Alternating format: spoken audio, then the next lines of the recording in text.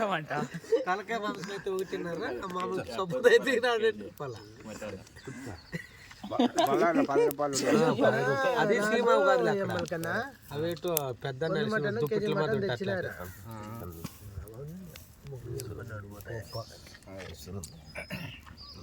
KG mutton తెచ్చినారు వాళ్ళు.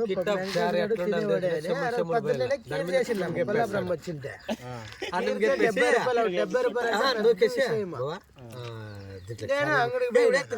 ఏది బావా ప్యాకెట్లు పీసులు లేవా, 2 పీసులు ఉండే పొంది మటన్ పీసులు. వీళ్ళు వచ్చి తినేసి పోయిండారు. వీళ్ళు ఉపాసం చేయాలని చెప్పేసి వీళ్ళు సినిమాకి పోయిండారు. వాడు ఎదుగడ వచ్చి తిందాంలని వాళ్ళు పెట్టిపోయిండారు. రాజును శేషప్ప నేనని చెప్పి మొత్తం అంతా తినేసి కేజీ అన్నము మొత్తం అదే పనిగా తినేసి వచ్చా.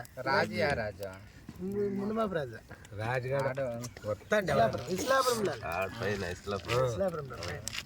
మొత్తం ఒకటే తినిపారేస్తే వీళ్ళిద్దరు సినిమాకి పోయి వచ్చిండారు.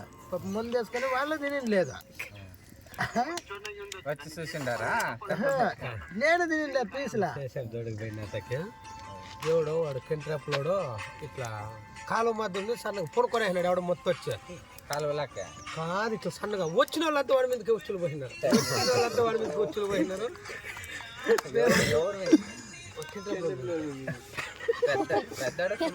చెట్టుంది ఇట్లా మధ్యలో గ్యాప్ ఉంది. వచ్చిన వాళ్ళంతా వాడి మీదకే పాస్ పోయినా ముఖం అంతా నిండిపోయింది.